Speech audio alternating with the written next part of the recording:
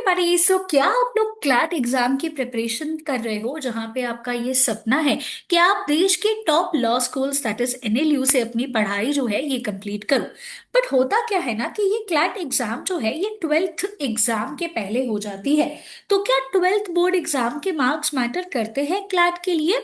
और किस तरीके से रैंकिंग होता है, या एनएलयू का अलॉटमेंट के वक्त क्या ट्वेल्थ स्टैंडर्ड का स्कोर कंसिडर किया जाएगा या नहीं एनएलयू की तरफ से? तो चलिए ये चीज जो है ये समझ लेते हैं।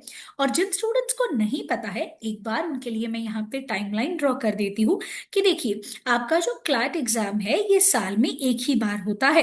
दैट इज दिसंबर मंथ में आपका कौन सा एग्जाम होगा? क्लैट एग्जाम होगा। अब आपका जो बोर्ड एग्जाम है ये फेब मंथ में स्टार्ट होता है और मार्च मंथ में क्या होता है, एंड होता है। कुछ कुछ स्टूडेंट्स का अप्रैल तक भी जा सकता है, डिपेंडिंग कि आप कौन से बोर्ड से अपना पढ़ाई कर रहे हो। इसका मतलब ये हुआ कि आपका ट्वेल्थ एग्जाम होने से पहले क्या हो सकता है, क्लैट एग्जाम हो सकता है। और या फिर अगर आप एक ऐसे स्टूडेंट हो जिसने अपना ट्वेल्थ स्टैंडर्ड खत्म करने के बाद जो है क्लैट एग्जाम अपीयर कर रहे हो, तो भी क्या मार्क्स मैटर करेंगे या नहीं? चलिए इस सवाल का आंसर जो है ये समझते हैं।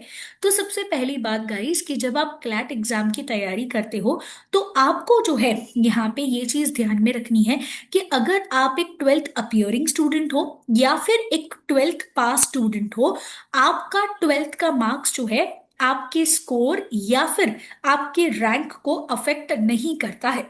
जो क्लैट एग्जाम का आपका परफॉर्मेंस है उसी के बेसिस पे आपको स्कोर और रैंक अलोकेट किया जाता है। आपके ट्वेल्थ के मार्क्स जो है ये कंसिडर नहीं होते हैं। बट अगर हम देखें तो ट्वेल्थ एग्जाम में आपको कितना परसेंट मिला है वो चीज थोड़ी मायने रखती है, क्योंकि आपको एलिजिबिलिटी क्राइटेरिया फुलफिल करना होता है। तो क्लैट कंसोर्शियम के हिसाब से आपको जो है ये एलिजिबिलिटी क्राइटेरिया फुलफिल करना होगा, तभी जाके आपको एडमिशन मिल सकता है। मतलब अगर आप एक general category, OBC, NRI, PIO या ओसीआई कैटेगरी से बिलोंग करते हो, तो आपको मिनिमम कितने मार्क्स चाहिए गाइस? 45% चाहिए अपने ट्वेल्थ स्टैंडर्ड में। यहाँ पे मैं टेंथ और ट्वेल्थ दोनों का एवरेज नहीं बता रही हूँ।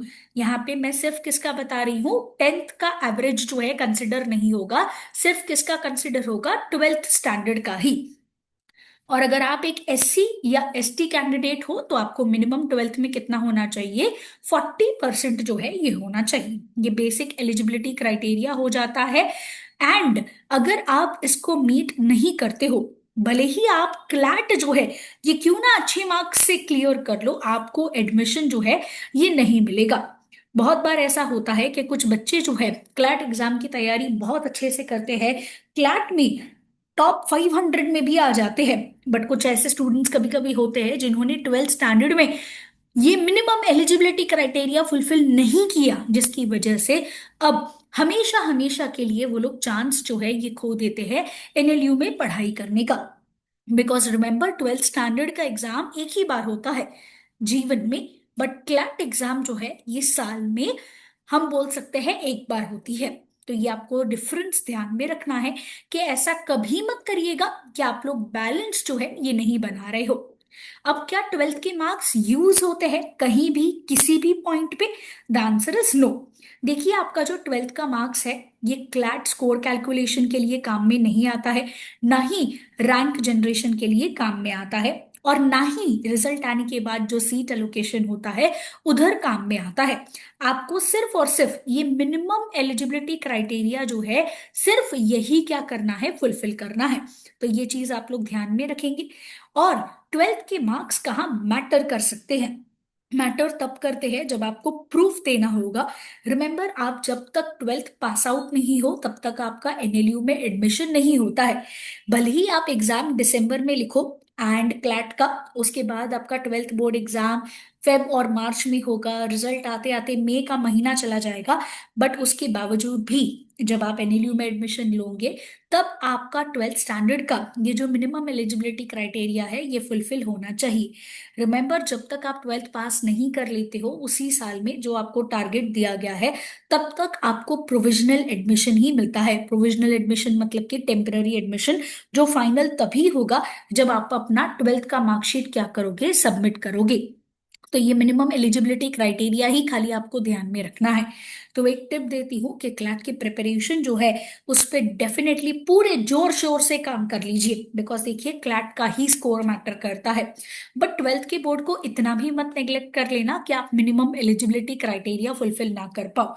सिर्फ इतना मिनिमम एलिजिबिलिटी क्राइटेरिया फुलफिल कर लिया तो भी बस हो जाएगा, क्योंकि इन द एंड अगर आप क्लैट में अच्छा मार्क्स लेके आते हो तो ट्वेल्थ के मार्क्स आपके मैटर कहीं पे भी किसी भी तरीके से करने वाले नहीं है।